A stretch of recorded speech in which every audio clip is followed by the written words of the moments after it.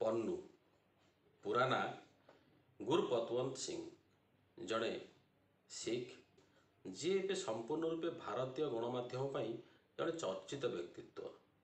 आसतु जानिबा किए यही पन्नू। पन्नू जड़े उच्च शिक्षित व्यक्ति, उच्च शिक्षित सिख संप्रदायर व्यक्ति।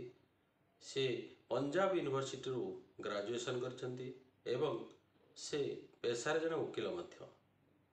1990 दशक रे भारत छाड़िबा परे से वर्तमान कनाडा एवं अमेरिकार दुईटा देशर से वर्तमान नागरिकत्व ग्रहण करछंती।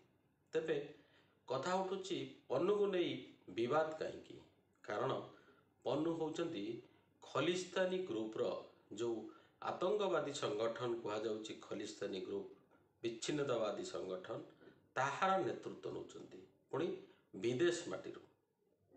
आसतु पन्नू को जीवनी उपरे नजर पकाइबा। आपण माने समस्ते प्रायतः अवगत अछंती 1980 दशक रे भारत रे सिख आतंकवाद शीर्ष रे थिला। अनेक आतंकवाद केवल पंजाब प्रदेश रे ही घटुला। एथि सहित यही आतंकवादर शीर्ष नमूना आमे देखिथिले जे तत्कालीन प्रधानमंत्री श्रीमती इंदिरा गांधी को यही सिख आतंकवादी माने निर्मम भावे तांको बासभवन सम्मुखें हत्या करथिले। से खलिस्तानी मूवमेंट रो सेमाने सदस्य थिले।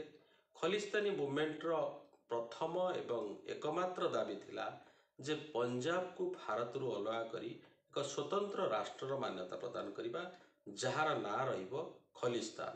भारत सरकार यही खलिस्तानी आतंकवादी को दृढ़ हस्तर दमन करथुले, जहार परिणाम स्वरूप शेष इंदिरा गांधी को तत्कालीन प्रधानमंत्री इंदिरा गांधी को बलिदान देवाक पड़ता।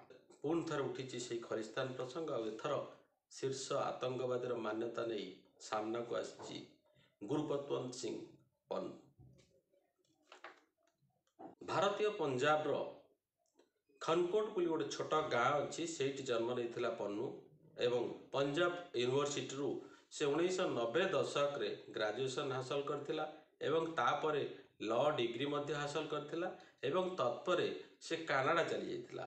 कनाडा नागरिकत्व सह अमेरिकार मध्य से नागरिकत्व ग्रहण करथिला। आ तापरे सेइठू ही से खलिस्तानी मूवमेंट को पुणी थरे आरंभ करथिला। पन्नूर संगठन एकमात्र उद्देश्य होउची जे भारत रे थिबा पंजाब प्रदेश को अलगा करी स्वतंत्र एक देशर मान्यता देवा, जहार ना रहिबो खलिस्तान। 1980 दशक रे खलिस्तानी आतंकवादी मानकर जहा दाबी थिला, वर्तमान पन्नूर दाबी मध्य सेया, अर्थात खलिस्तान बा पंजाब को एक स्वतंत्र राष्ट्रर मान्यता देवा, ताहा पुणी भारत रे थिबा पंजाब को नै। 2007 मसीह रे पन्नू आरंभ करे एक संगठन जहार प्रथम मौलिक आभिमुख्यता रही निश्चित रूपे मानविक अधिकार, किंतु परवर्ती समय पन्नू यही संगठन को भारत विरोधी कार्यकलाप लगाई। संगठन ना थिला six for justice. Sikh for justice यार प्रथम आभिमुख्य थिला जे मानविक अधिकार सुरक्षा। पन्नू आड़ देखैथिला जे सिख मानकर मानविक अधिकार सुरक्षा पाई यही संगठन करा जाउची। आउ एथिरे सबुठु चर्चित कथा होउची, आश्चर्य एवं दुखर कथा होउची, पन्नूर यही संगठन ने अनेक पाकिस्तानी नागरिक मानंकु जो माने कनाडा रे एवं अमेरिका रे रहउतले सेमानकु एथिरे शामिल करागला। तापरे यही संगठन रो आभिमुख्य को गोटे जगह केंद्रित करागला, ता होउची भारत विरोधी आंदोलन। आउ सेही आंदोलन रो जो आभिमुख्य रखागला जे पंजाब को स्वतंत्र राष्ट्रर मान्यता प्रदान करिबा, जहार ना रहिबो खलिस्तान। 2018 मसीहा बेलू पन्नूर संगठन रे अनेक सिख संप्रदाय लोक सामिल होते, जो माने कि अमेरिका एवं कनाडा रे रहउतले एवं तत्सहित भारत विरोधी जेते सब तत्व थिले, अर्थात पाकिस्तान रो अनेक नागरिक एवं पैलेस्टाइन हिजबुल्ला तालिबानी सन्त्रासवादी भितर किछि मध्य पन्नू सहित जोग देइथिले। ताहा परे संगठन निजको बहुत शक्तिशाली मन करथिला। पन्नू एक लंडन रेफरेंडम 2020 नाम गोटे रेफरेंडम घोषणा कला जो पंजाब रे गणभोट आह्वान कला। यही गणभोट जरिया पंजाब माने यही गणभोट जरिया पंजाबी माने डिसाइड करंतु जे से माने भारत रे रहिबे ना निजस्व एक देश खलिस्तान गठन करिवे। एक घोषणानामा सोशल मीडिया माध्यम जारी कला। पन्नुर यही घोषणानामा परे परे भारत सरकार कठोर आभिमुख्य ग्रहण करते एवं 2020 मसीह ही पन्नु को आतंकवादी एवं तार संगठन को आतंकवादी संगठन मान्यता देता एवं यह संगठन विरुद्ध में दृढ़ कार्यानुष्ठान पाई कनाडा सरकार एवं अमेरिका सरकार को मध्य अनुरोध करा जायतिला। एथिरे किंतु थमी नथिला पन्नु, कारण ताकू धीरे धीरे कानाडा सरकार समर्थन मिलबार लगी आज ताहा जारी अच्छी। कानाडा रे अनेक सिख भोटर अच्छा जो मैंने सेठाकर निर्वाचन में गोटे डिसीसिव फैक्टर नियंती।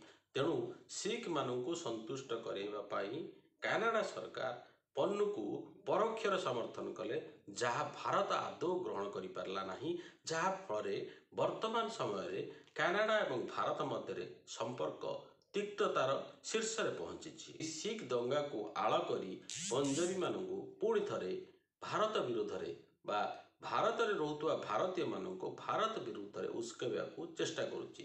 2020 मसीहा अक्टोबर 31 तारिख रे इंदिरा गांधी को श्राद्ध दिवस पालन चलता। से समय एक आपत्तिजनक वीडियो जारी करी पंजाबी मानू भारत विरुद्ध में उस्केवा को चेष्टा करथिला पन्नु।